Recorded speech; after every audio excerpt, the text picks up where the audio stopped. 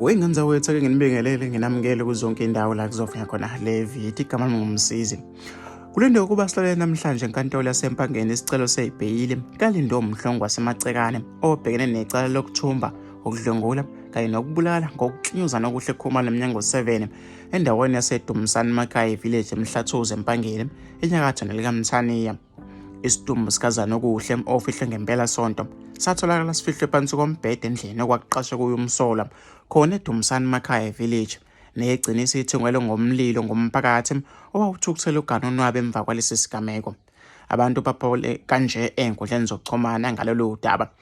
Nangomunye-ke abamnike ibheyili siwumphakathi siyazisola ke ngokomshaya sifuna ke ukuxolisa.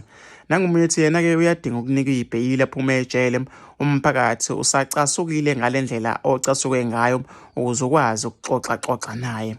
Nangomunye eyani ke ibheyili eSouth Africa kodwa ke akaphume ke kuze umphakathi umuhle lihlaza ngoba ke uyinswela boya. Nangomunye semhla kwabuya isigwebo sentambo konke kuyolunge yeke akaphume esikhindini lo mase umphakathi udlala indima yawo.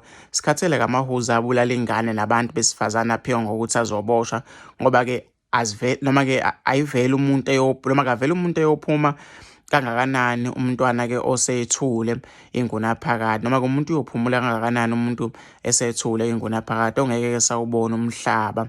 Hlangana Zulu Mpangeni dlalana ke indima yenu nisimele nathi ke sinani ngeenhliziyo. Kusho ke lapha umlandeli einkundleni zokuxhumana. Mina ngizofisa ukuthi izivo lwakho nombono ukuthi wena ucabangani ngalolu daba. Hlangana lapha ku comment section.